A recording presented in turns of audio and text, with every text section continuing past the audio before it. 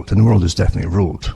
Very well, in fact, insofar as most of the public don't know they're being ruled. They really think that politics is real, and they do think that things just happen spontaneously, like 9/11 itself.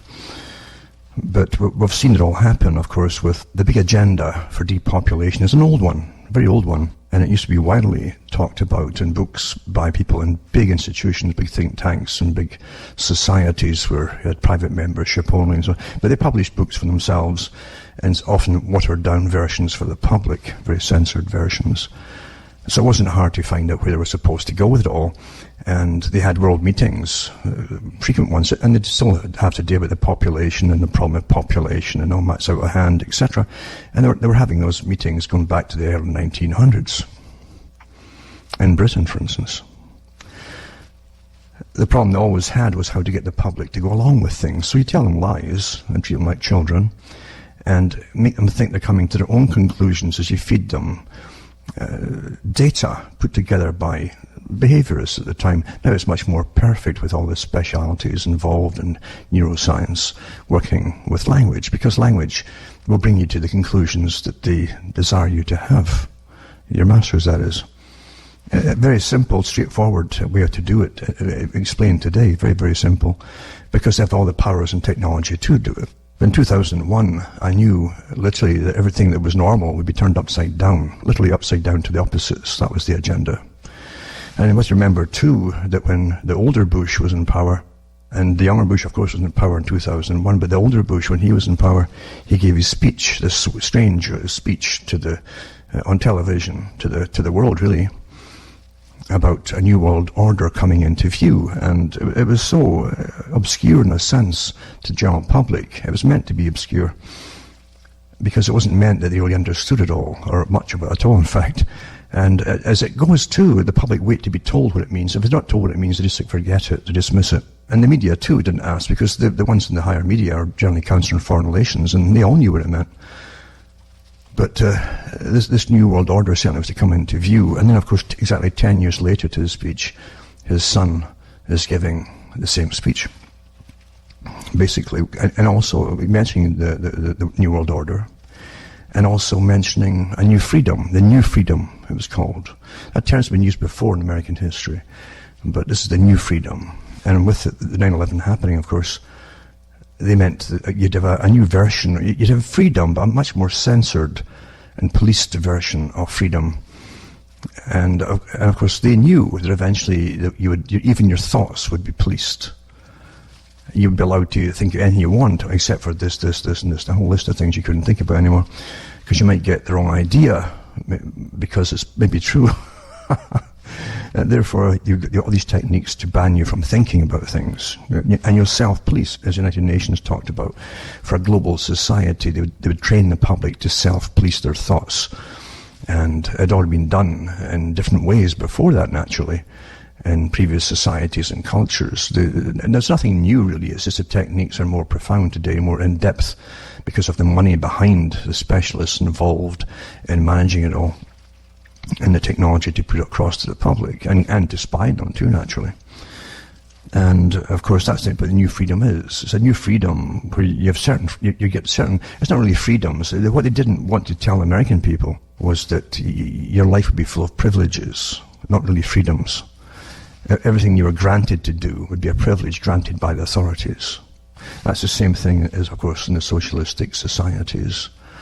And that's why, of course, the Club of Rome and all the other organizations that run the world wanted this technique of the front of socialism to manage things, because socialism really is intolerant. It'll have its own way or no way at all.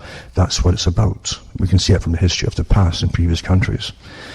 And it's very, it can get the job done, certainly to an extent, if they had no corruption at the top. But socialism is always incredibly full of corruption. It attracts the worst people. I think politics attracts the worst people, actually, personally, I really do, across the board of all kinds. Because the psychopaths tend to gravitate towards power, and they like applause. You'll seldom find a truly introverted psychopath. Most of them enjoy that type of psychopath. They love the applause, and to sign autographs, and to have cameras filming them and so on. So they gravitate towards power, and so they get all the applause they want, and they can really fill their pockets. Because if you notice, all prime ministers and presidents going in to the power on very little salaries and very little money, and they come out all multimillionaires at the very least.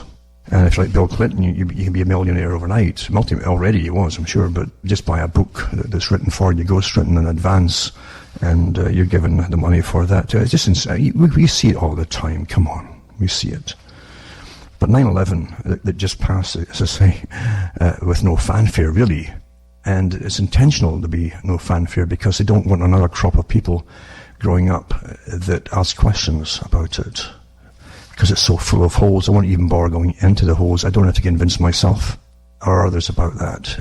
I don't evangelize to people to make them believe what I know. I know what I know because I've studied so much about it over the years, and at the time when 9/11 happened too, that there's no doubt whatsoever that it was a necessity. Absolute necessity, of course. It's interesting to see the same group of people talking in the 1990s. The PNAC group, with John Bolton in it, of course, who was the head of it at one point for the war in Iraq, the first war in Iraq. But he was in that group, and he was one of the heads of the PNAC group at the time, with a whole list of countries they wanted to take out. Never hasn't changed yet. And then we see him supposedly, as we're told by the media, we don't know if it's true or not, leaving in a huff from his position in Trump's, I was going to say cabinet there, but really it's just, well, I guess it's still a cabinet, but the same across the whole world, really. They left because he couldn't get the war going against Iran fast enough, suppose. That's what we're told. But he's probably working in the background feverishly now, will get more done than what he was when he was in a position where he had to meet people all the time. The PNAC group have never failed. They always get what they want. And of course George Bush Jr. was a member of it too. And there's no secret as to who all the other members were too. They call them the war hawks, because they had all these different wars they wanted done. We see it too with General Clark, who talked on Democracy Now! About the list that they were to take out, and he was surprised. He didn't know all the other countries that had been pre-planned to take out. And of course, it's caused a stink ever since. It's still on the go, as we know. And people want, in the US, a lot of people want American troops to come back home and keep out of all these foreign wars, you might say. But it won't happen, because I really think countries are totally dominated by a system they don't even know exists. Most of them, and the people do fall in to accepting eventually what the media tells them. I listened to a guy in his 30s, about 34 or so, who mentioned that he was just a child when 9/11 happened. He was all for it. He still is all for what happened, and total revenge and retaliation for whoever was responsible, etc., etc. And I thought, well, I said at the time when 9/11 happened, I said it would happen this very way, that youngsters would grow up not knowing that the system they're growing up in is not the America that pre-existed 9/11. So many of your rights have been stripped away, and rights of privacy completely gone, and you're spied upon constantly, and you accept it all, and you think it's all quite normal. Well, this guy was one of them, and he really was still all gung-ho for it. He said, yeah, well, and we've got to get these enemies, and completely out of it. But I knew that would happen with so many of them.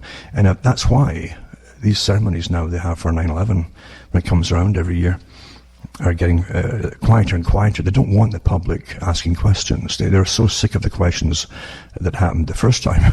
They went on for a long, long time, because so much was exposed that made no sense at all, according to the story that you were getting. But that's how the whole system is today. But it wasn't just that. It wasn't just that was the change. It was a whole new system. It was a way of looking at life itself.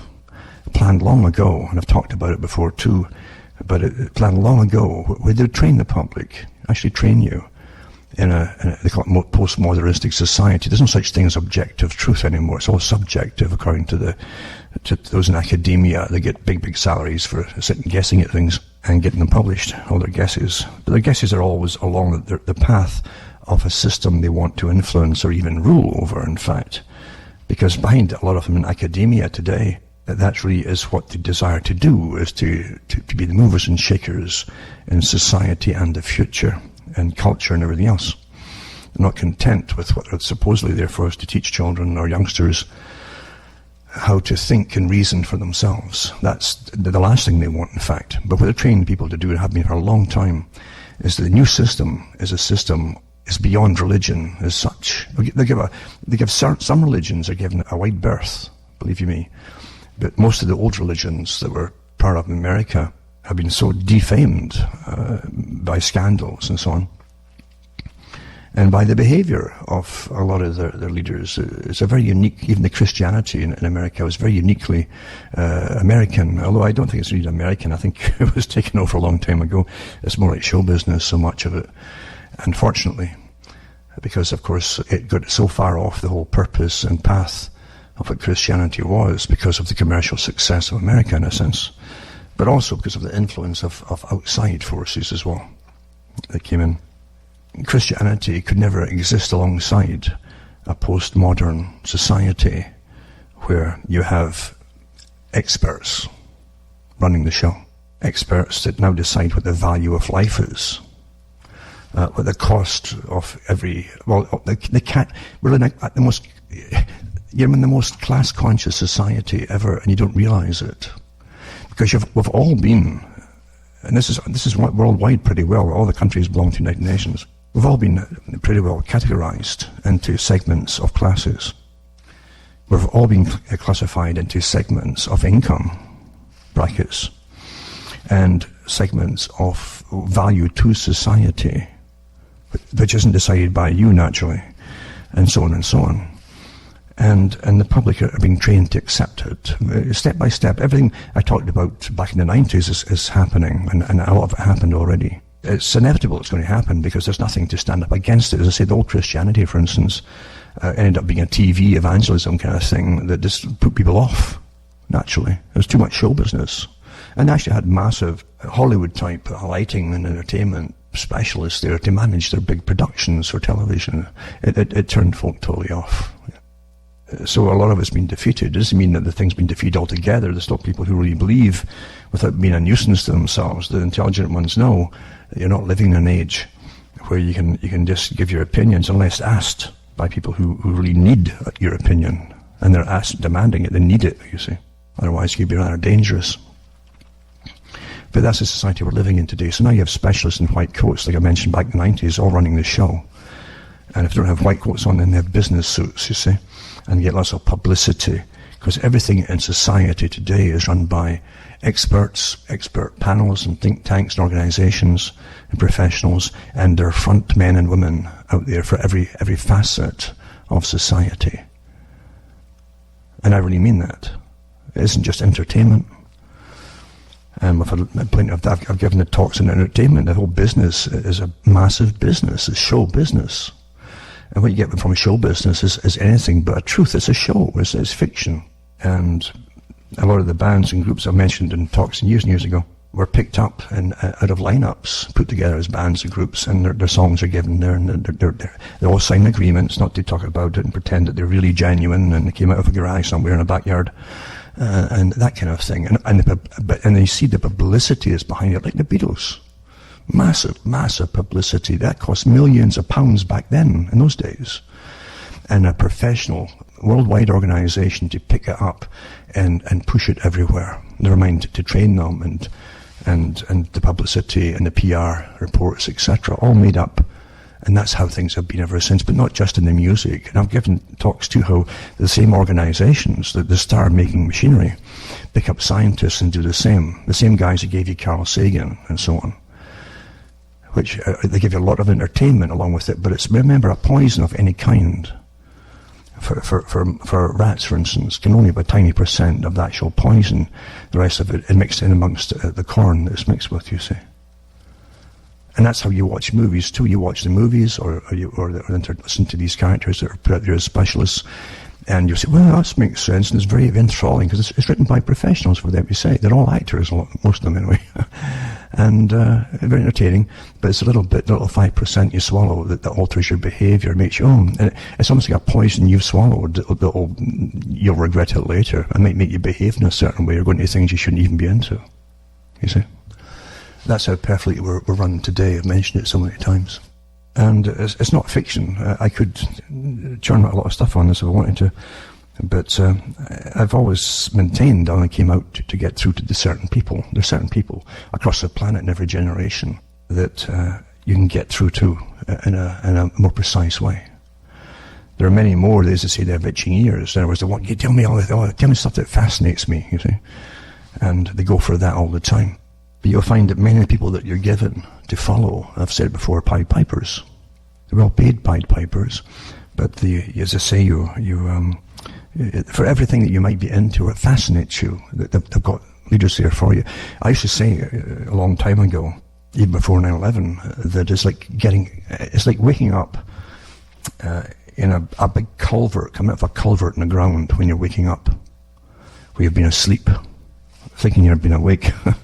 And you come into a field, you get out the pipe, a big pipe, and you get into a field, and you try and get, there's like landmines going off everywhere, and across the field is a forest that you just know you're going to be safe in the forest. But to get there, you must get through all these mines going off, and a minefield. And everywhere you'll see signs. Here, this is the truth, come here. And you got an awful, awful problem if you get distracted by all the ones that shout, come here. Because, believe you me, there's nothing in this world that's left to chance. In this system of control. It's not left to chance. There's teams of folk get trained all the time for special things that are going to be popular very shortly. They're always doing that. They turn them loose on you. And they'll do the rounds, and they'll be in the newspapers, and they'll get pop star type recognition for whatever view they're pushing. And it's only a few thinkers here and there. They can sit back and not get caught up in it and say, well, where do these folk come from? Why are they getting this massive publicity and so on? If you're getting big publicity, you're part of the establishment. And they want it out there. That's why it's there, even if they're hammering you. So you have to be awfully careful, as I've said before, of what things are about. The media also has changed since 9/11 too. As I said, things would never be the same. That was announced at the time by one of the congressmen, in fact, who was also in the Council on Foreign Relations at 9/11 when that happened. And he said, all that time ago, he said that things would never be the same because that was the agenda. It wasn't just to do with anti-terrorism.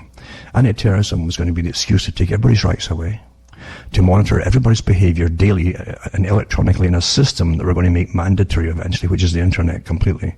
It's all and ubiquitous items, as you call it, the nomadic items of movement and chatting and all the rest of it. It's all been done.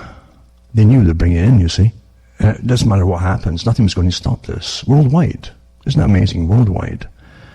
And the term democracy still gets floated around as though we've got rights and stuff, but you don't have rights because enough folk protested it at the time when they were passing omnibus bills about crime and terrorism and so on. And they were completely discarded, completely. This was written in stone, what was going to happen. And here we are today. And as I said in 9/11 too, I said most folk will simply accept it and adapt to it over time. Because you have too many worries, worrying and scurrying, trying to get money for rent or mortgages or whatever else happens to be, or healthcare, or you name it. And that's where people's minds are. If they're not worrying all the time, then they're escaping.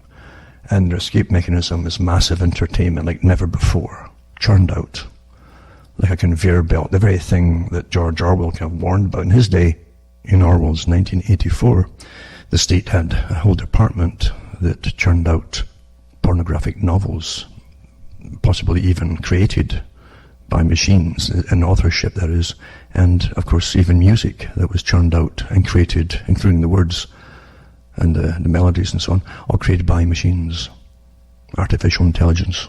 He knew that sex always is used as a form of control, massive control, and they had a department for pornography, just churning it out all the time, and lots of fiction.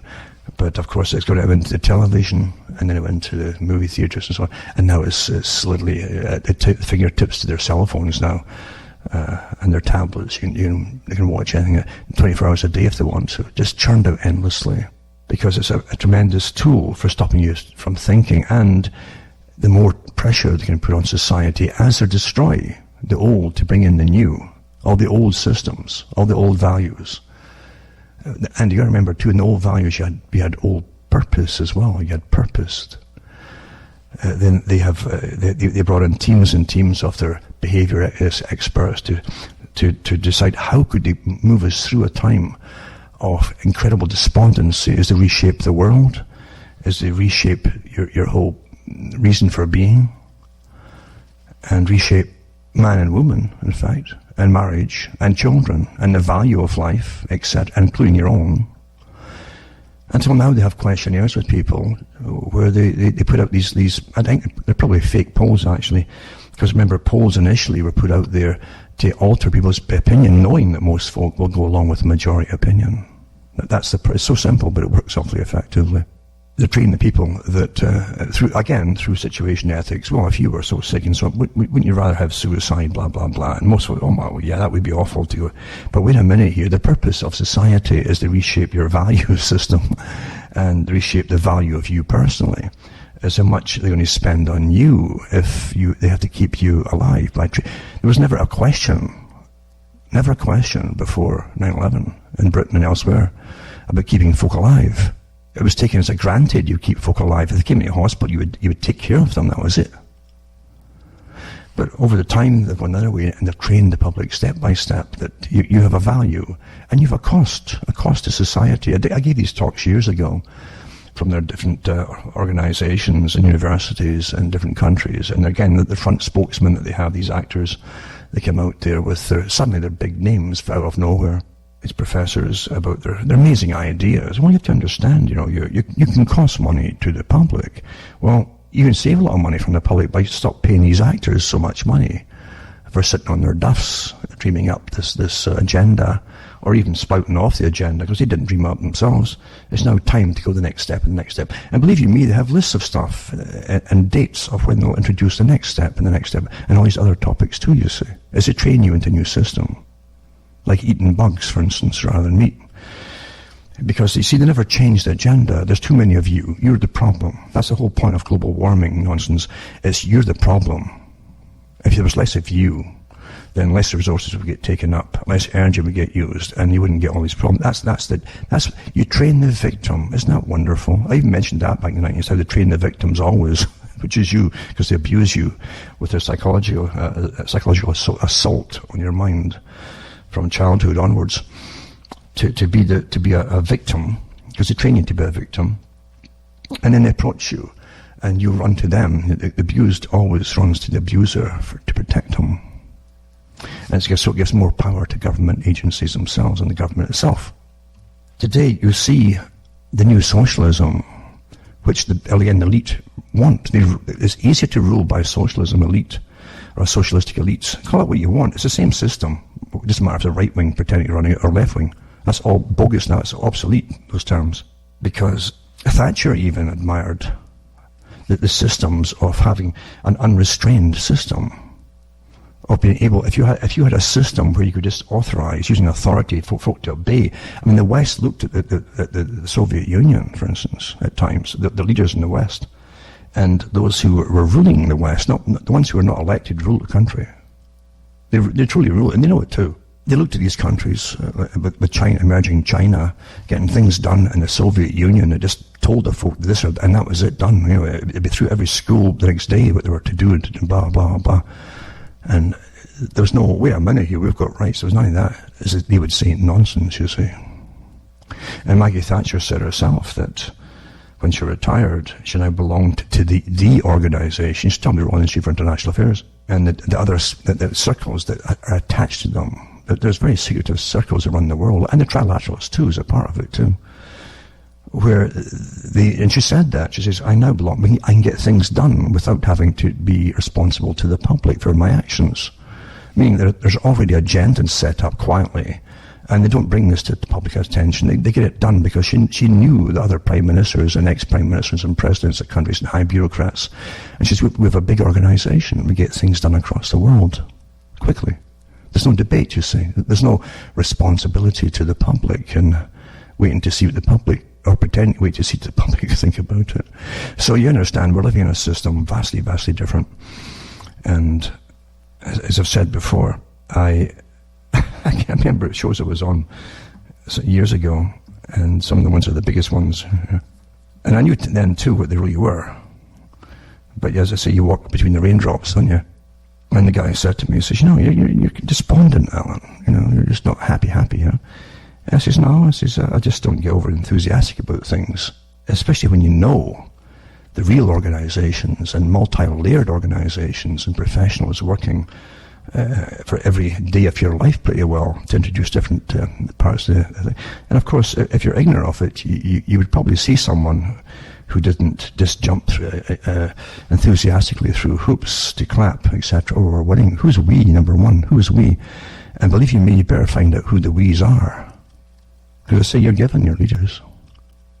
You are given your leaders. Back in the 90s, what was left of the free world? What was left of it? Now, what I'm talking about is the actual people themselves. Not the governments, but the people. Still looked towards the States. A lot of things in the US, never mind all about the terrible things you hear about the US, this and the US, that. But a lot of the ordinary folk in the US, especially rural areas and in other different states in the US, outside the big city networks, they still lived knowing their right. They knew their rights. They really knew their rights. And they did have organizations that would stand up and really stand up to proposals to change those rights. And you understand, across the world, you didn't have those kind of rights written in stone. You really didn't. They have this wishy-washy thing from Britain. They always talk about the British Constitution, and it's so wishy-washy, it's really non-existent. It's not in one book, for instance, or one set of books even. It's just a thing they pluck out the air for court cases. And in every court case, you understand that there's at least two, in the same kind of circumstances of a crime, there's always at least two different sentences. One's going to go free, one's to find guilty, depending on who you are. That's what courts are set up to do. And that's why they always refer to someone back in the year so-and-so, and they'll use that one, and it's all pre-arranged by the judge and the lawyers and so on. That's what they're going to go for. They never mention the fact there's another one given an opposite verdict, you see, for the exact same crime. And that's how it's done. Well, it's the same with the Charter of Rights in Britain. It really doesn't exist as such. It really doesn't. You can look to the United Nations Charter, because they've won too, and it's very much like the Soviet Union. On paper it sounds wonderful, but in actuality, like the Soviet Union, it was absolutely tyrannical, and just speaking openly, or even loud, to yourself even, if it was overheard, could put you in the gulag or a mental hospital for voicing it, even to yourself, like even in a joke, in fact. And this talk could even go on, I'm not going to even do it. I'm just rambling off the top of my head, as I always do. Because I don't really prepare so much things to talk about, because you don't really have to. It's all there for you. It's all around you all the time. And I don't push any particular agendas, except for those who want to think for themselves. Always think for yourself. You're living in an age of the end of individuality. I hope you understand that. And when you look at the different revolutions of the past, as opposed to rebellions, and a distinct difference between the two. You had times in the past, the different centuries, where people would rebel against something. Generally, it was an extra law tacked on to laws which are already burdening the people. It was an extra law. And so they rebelled. They would want to keep the same system, but rebel against that one, hoping to get it changed. That's what they had rebellions for. That's what it really means, in a sense. But rebellion also, it comes out when people can't verbalize what's wrong.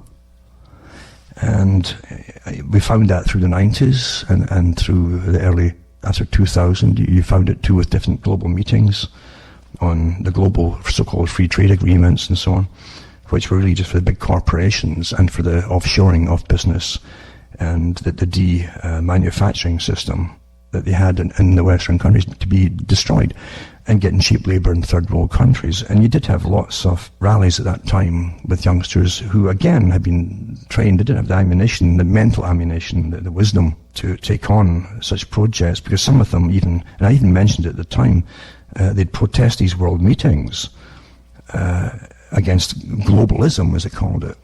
Globalism is a much bigger thing than just a little tiny word. It's a complete new way of living for the planet, with new masters, you see, at least visibly new masters, and new ways of living. And again, thought control, of course, comes into it. If you're going to merge the whole world into one system of control by one group. And you don't necessarily even need a particular building as one building to run the world, like a parliament. You can have a multitude of them, and they do have a multitude of them across the planet, under the United Nations as an example.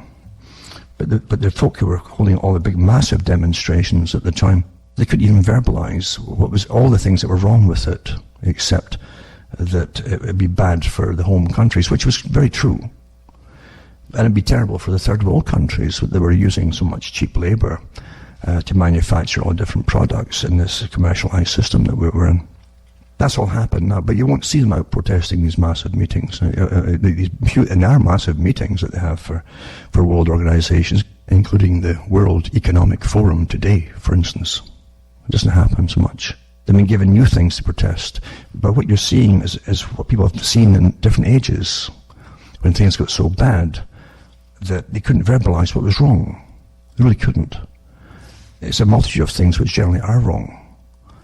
As the 20th century came along, and it was an incredible century, especially the first half of it, for incredible slaughter across the world, because technology had advanced so much that they could kill millions very quickly on the battlefields or even in cities.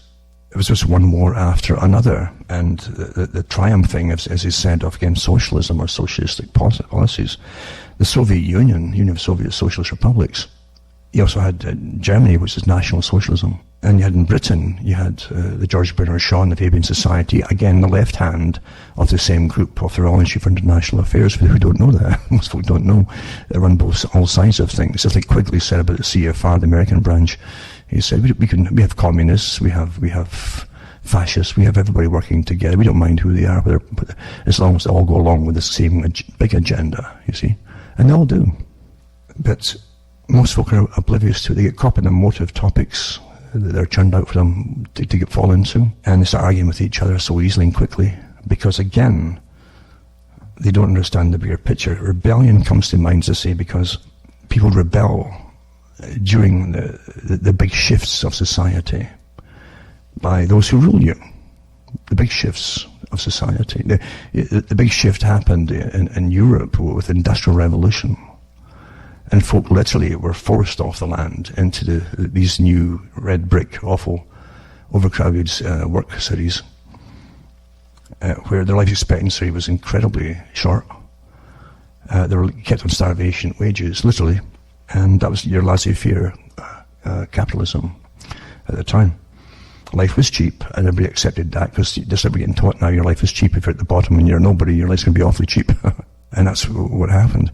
So the people then eventually started up their unions and so on to protest and fight back in it. And so you had a shift, which gave a formulaic thought pattern and coherence to what was wrong with them. It was done for them by others, this whole coherence project, to give them so they could actually discuss it through communication themselves, given topics and headlines for topics, etc., and names for problems, actual names that were given it, so they can communicate. That's why George Orwell said that in 1984 that they keep taking away the terminology from you until eventually the dictionary would be so thin that no one could communicate rebellion or revolution, you see. And that's where we're going today, of course, naturally, as they make certain words bad, and they do it all the time, mind you. And you don't even realize that you're getting trained in a Pavlovian style. Works very well, because we have been studied so much. But rebellion, pure rebellion, is like put your fist through a plaster wall of total frustration because you can't verbalize something. And that's where rebellions are generally put down by the authorities, because they're not cohesive. They can't get enough followers, and they can't communicate everything that's wrong. They know it, they feel it more than they can verbalize it. Revolutions happen because people who are generally intellectuals get together and formulate what it is they're doing and create the terminology to be used to give coherence to the emotions that they feel, the things they feel, and to explain what they feel and what's causing things, and then explaining resolutions to fix it all, you see, or try to fix it. That's the difference. So literally, you saw a revolution. There's been many revolutions. Most revolutions are bloodless, and they're cultural. And the whole of the 20th century really was under another culture attack they didn't even know about, right up to the present time, in fact, into the 21st century, to totally alter the culture. That's another type of attack, by mainly, again, academia and professionals and so on, and huge think tanks. But today, you can see it with so many folk join all kinds of groups. You're back to the same stage of pre-rebellion, where everything's just wrong, and they can't verbalize what's wrong, because you understand they're constantly being taught that they've got everything they want, or everything they need is there, and they do enjoy lots of it. You couldn't get the old type communist rebellion, for instance, in an age where people on welfare can have large televisions, they're not homeless. If they want to stay in homes, they can be supplied, and give medical care and lots of entertainment, for instance. And the West would say it's inhumane to deny it to them. But they're in a system where the people still feel that rebellious. And they're rebellious because all that was that they gave meaning to society has been destroyed. That's why. That's what they're feeling now. And this is not off the top of my head either. I mean, there are lots of think tanks that try to manage this stage that they knew they'd bring society into. They got it so worked out so perfectly, from 18-year-olds to 20 to 30 to 40 to 50. Slightly different for each category. The older folk eventually start dying off, so they don't really care so much about them once you're past a certain stage. They're constantly working hard on the young people because they feel the rebellion more, and they're more up to just follow and do something through lack of experience and wisdom. But the thing is, too, as I say, you're managed every stage, including this nihilistic phase that we're into, this alienated. And Marx talked about it. There's all kinds of forms of alienation because of money or economy, material goods and so on. But there's also alienation by being in big cities, where they admit, a big city has more mental illness in it. Just like throwing rats in a cage, they're fine up to a certain number, then all kinds of deviancies just break out and lead each other and kill each other and so on. That happens in nature. But they want you all crowded into a city for the whole agenda for the 21st century, the whole century, remember, with different, split up into segments every 15 years or so for the next part that they have to accomplish. But it's still a whole century of change. This is the century of transition, the century of change. Everything has to get changed. What I'm saying is, this is the biggest problem they have at the moment, and they don't really see it as a problem yet, because the youngsters, not even youngsters up to the age of 40 now, really, have got so much entertainment and so much to distract them, and so even though they feel uneasy, there's a big hole in their lives. Even with all the fake friends they can get and internets and folk they'll never meet or see or even know if they're real, because the sock puppets run a lot of the stuff too. But something's massively missing. And of course, what's missing is they don't have real lasting relationships. Because that's anathema. A lasting relationship could end up in a family. And a family is like a small tribe. And a small tribes can often link up in a nation with other small tribes of people, families, like they used to. And governments were always afraid of them. H.G. Wells talked about, so eventually if they could destroy the family unit, then government could dictate straight down to you personally, and there'd be nobody to stand around you to help you or defend you.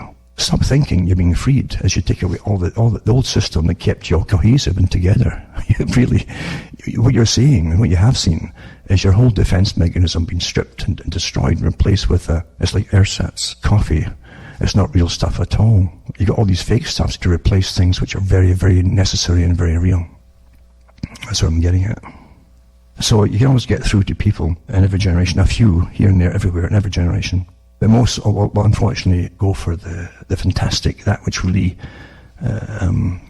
is more entertainment to them. If you notice now, you find most what they used to call Patriot Radio, for instance, is entertainment, really, with the same tactics as shock jocks and stuff like that, and the music boom, boom, boom, boom, and all that kind of stuff. It's all professionally done. You have to remember that everything that was real was to be destroyed and a substitute put in there. And getting back to what I said before, in the 90s, people used to look at America and really, they'd hear little clips that would come across their TVs in different countries or newspapers or whatever, or even in radios, where folk would talk about how they just stopped the government from taking this from them or that from them or whatever it was, and they mentioned their rights. They knew their rights. And the rest of the world sat there thinking that was amazing that they had that kind of rights to actually stop things from happening to them personally. That was just astonishing. And you understand, 9/11 was the big marker for change, to change a whole lot of things. They've been sitting waiting in the wings to go. And it's happened. And I gave talks too, saying that Americans could literally, like any country, still be taught to have the same little slogans and repeat the same little things to honor their country or their flag or whatever. And without realizing that everything else that made the country what it is turned 180 degrees and facing the opposite direction. You know, it's so well run, you see. It's an awful shame what's been lost. Terrible shame, actually. Terrible, terrible shame, because the ordinary folk in the US that would travel, you meet in the world, and just ordinary people, were so open and confident compared to what you saw around Europe, for instance. They're very open and decent people.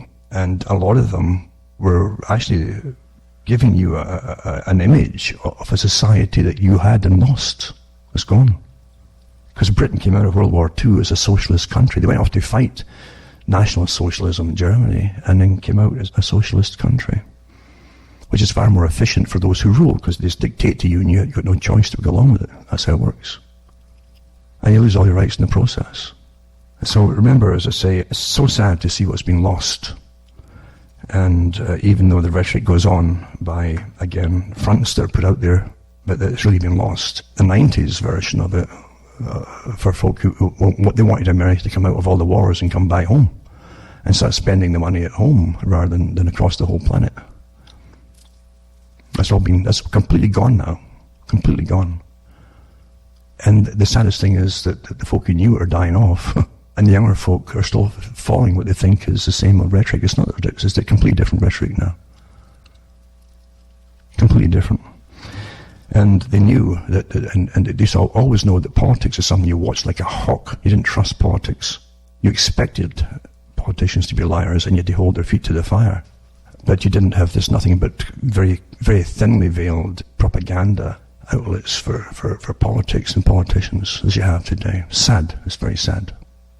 Well, I want to just prattle off a few articles here before this is already over, because I didn't intend, as usual, to go off on this even tangent. And I seldom think what I'm going to talk about. This comes to me as a start. Now, across the world, national health services in different countries are being hammered. And been hammered for a long time, 30 years or more, in fact, because they started bringing in, under different free trade and free movement of people's agreements from years and years ago, they started to treat people from across the world in your national health services. Well, the National Health Service is funded by the national taxpayer and not from people from outside countries. But that didn't change anything. Folk coming from all over Europe, for instance, and the world, coming through Europe to get to Britain, to get healthcare and so on.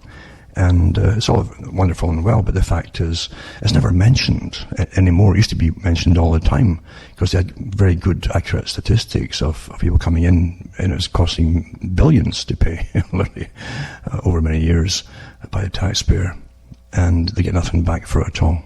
Meanwhile, we're all getting trained, of course, our life is only worth X amount, because you're in a global system, right? You're going to get more and more of these stories. The National Health Service trusts are handing over more than £205 million in Britain a year to the government in interest payments after being forced to take out loans. It says here, 2 articles, I won't go into it in much detail, but you'll see more and more of them, because this is a time now to push for a new system.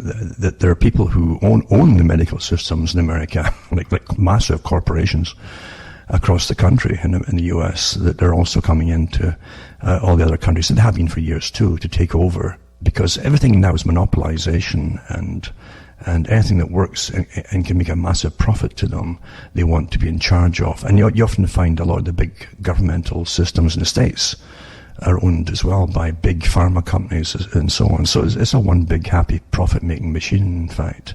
But at the expense of us, you see, we'll pay for it. And I don't think people understand, and I've mentioned it before, that we've all signed on under the United Nations to universal healthcare. Universal is for the world. So we're paying for healthcare across the planet in different agreements, or rather not quite so covert as it used to be. So I'll put these 2 articles up, and there'll be more coming out shortly. You'll see in your newspapers as countries are to say, well, we'll just have to take a new spin on things, a new take on things, and do things differently, you see.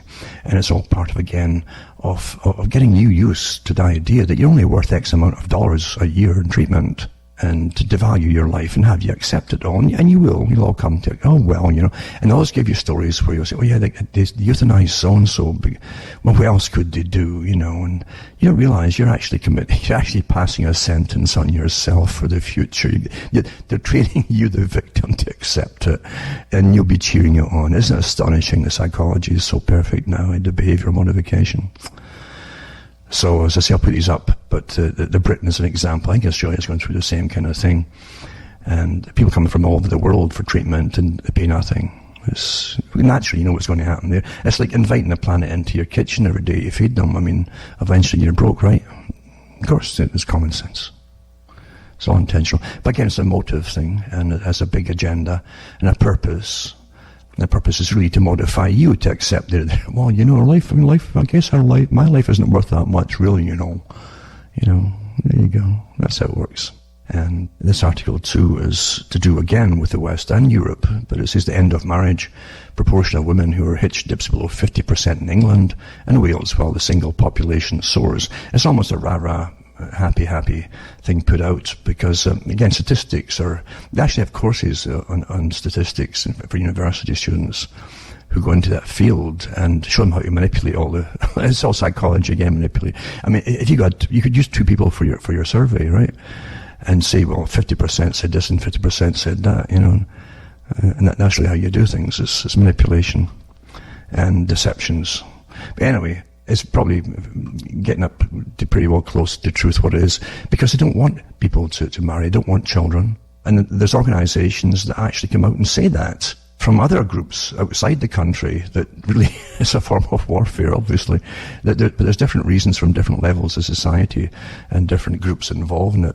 But at the very, very top of the world, there's too many of you. That's your problem. It's never changed and the World Socialist Society came out with this stuff way back in the early 1900s.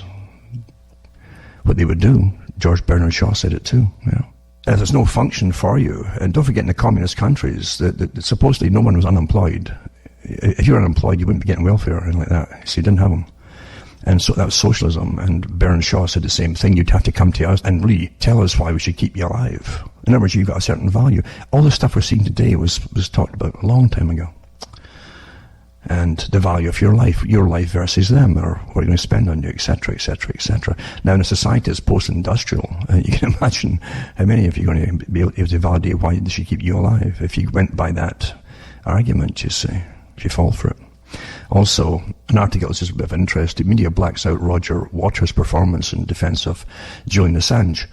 And it says Roger Waters and John Pilger staged a powerful event in defense of imprisoned WikiLeaks founder Julian Assange outside the British Home Office in central London.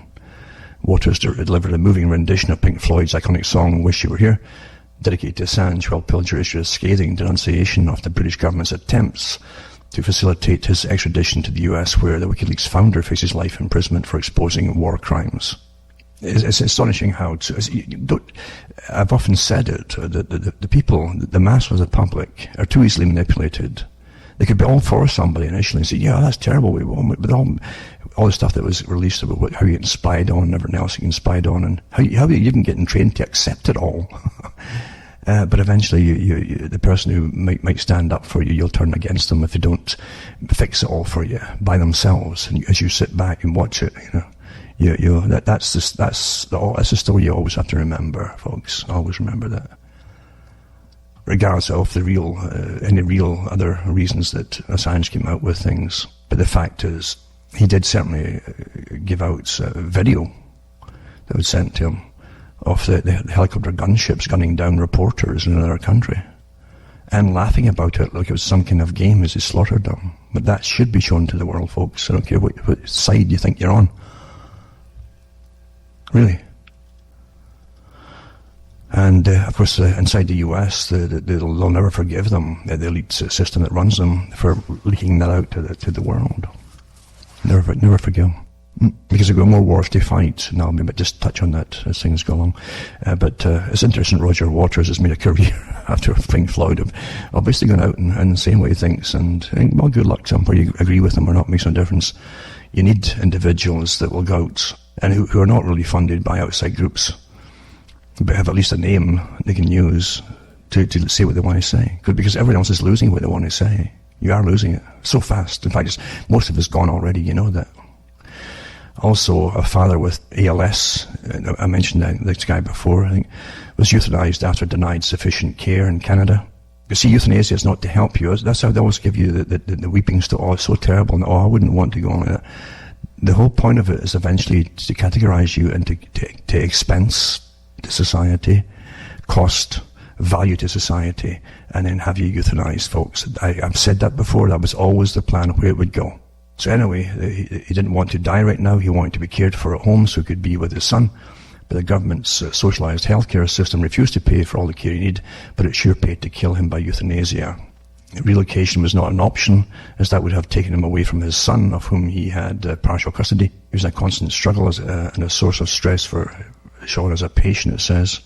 And the few options on hand that he was given, Sean pointed out, would have offered vastly inferior care while separating him from his family, and likely would have hastened his death.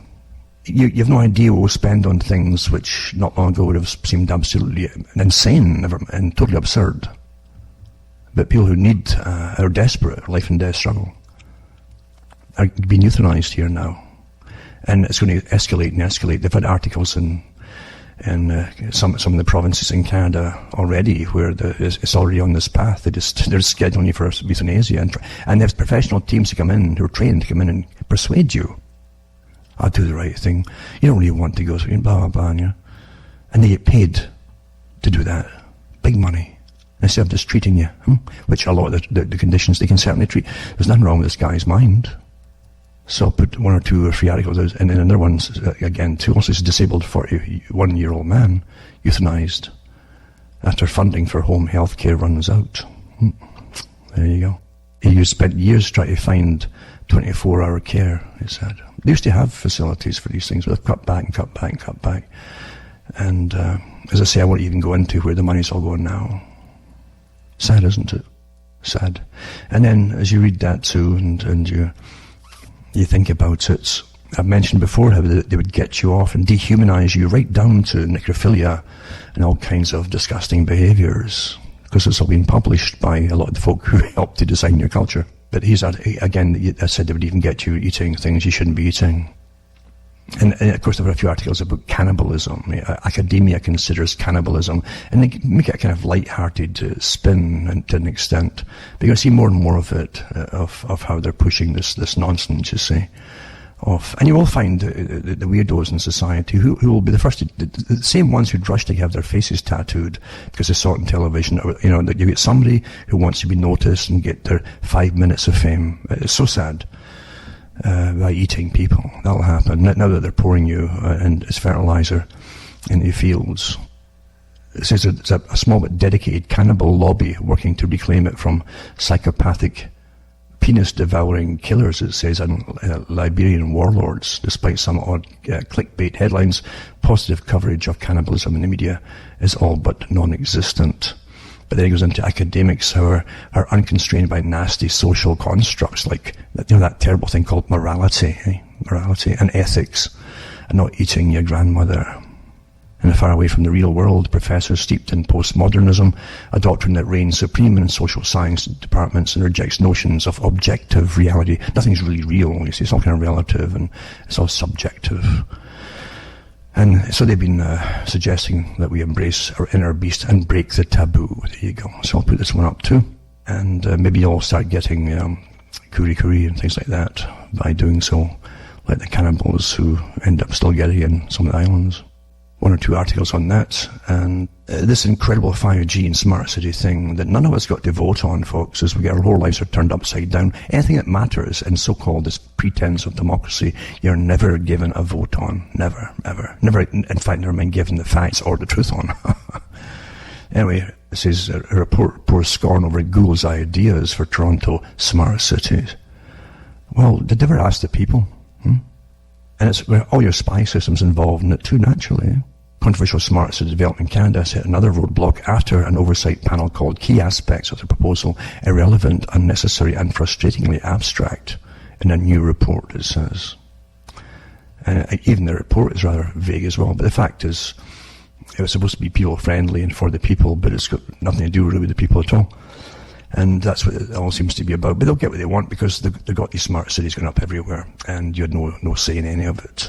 And you never will, because you don't really have rights as you seem to, or perhaps think you still have. Edward Snowden, again, another guy who folk initially would rah, rah, rah, for releasing. All your rights are getting taken away. The few folk that mentioned it were getting put in jail or had to flee the country. But meanwhile, now they're just, they're traitors. No, who's teaching this stuff? The folk who are traitors are the ones who took your rights from you, folks, according to the laws of your countries. So Edward Snowden prepares to release memoirs saying the US intelligence community hacked the Constitution of the United States. And the 18 years since 9/11 have been a litany of American destruction, and that's absolutely true. Absolutely true. And he was raised with a family who are almost intergenerational workers for the government or military. And he went through, he said, the same usual things you have. So he's had death in the family when you start to realize that everything you've been taught and trained to is a lie. He went through that too. And he mentions that, and he's got a book, I think, coming out to tell you what happened to him as he saw what was really happening in the system. He says what is real is being purposely conflated with what is fake through technologies that are capable of scaling that conflation into unprecedented global confusion, he says. His book follows his evolution from childhood, growing up in the 1980s, North Carolina and suburban Washington. His mum worked at the NSA as a clerk, and his father served in the Coast Guard. And when he said eventually, when he realized what was happening with the NSA sort of idea, and what they're up to, really, it just blew him away to realize it had nothing to do with what his opinion of America was and what his rights were and so on. But he said the intelligence community hacked the Constitution, and it's not a bad article. I'll put that up too for those that want it. Also, I've said Iran is on the list to be taken out. You know that, right? It has always been since the 90s on the list, at least from the 90s. It says this one here, and from Reuters, instant review reactions to attack on Saudi oil facilities. It's on World News and Reuters, talking about the two refineries that supposedly were hit in a strike by drones. These are probably small drones of some kind. And of course, immediately Pompeo goes on the attack, saying Iran is behind the attack on Saudi oil facilities claimed by Houthi rebels. So the Houthi rebels supposedly are the ones who supposedly have done it, but we don't even know if that's true, right? They're attached, or they're even friendly with Iran. They're actually going to blame Iran. So that one way or another, all roads lead to Iran, right? That's the agenda here. So I'll put this article up for anybody who wants to. Is it war drums they're beating? And they'll say, my God, Trump's been so restrained for so long in Iran, and then they'll whack it. And they might wait till after he's re-elected, actually, because it takes a lot of logistical studies for how long it's going to take, and all the equipment and stuff and preparation goes into it for a prolonged war. So they'll do all that first. So they might wait until he's re-elected, because that's what they really want him to get him back in again. It doesn't matter who you get in, folks. They all work for the same masters. They really do. Come on. And then inside Saudi Aramco's oil operations, these facilities, these refineries, are owned by Aramco, and it tells you quite a lot about for anybody, again, who's interested in that. But that's just how it is. Anyway, I think that's the time up already. So remember, folks, you can buy the books and discs or donate to me at cuttingthroughthematrix.com website, and look at all the other sites I have. These are the official sites listed on the .com website, and you find out how to send me a few bucks and keep me going, or get books and discs from the site. And I hope you're all doing okay. Maybe you're like me too, and you're starting to wonder, how is it time flying in like that? It really is flying, isn't it?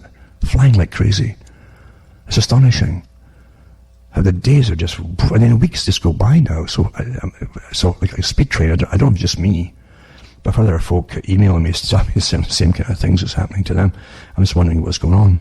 I'm sure there could be lots of shows just talking about that in itself. But anyway, from myself, Alan Watt from Ontario, Canada, it's good night to me, your God, or your gods go with you.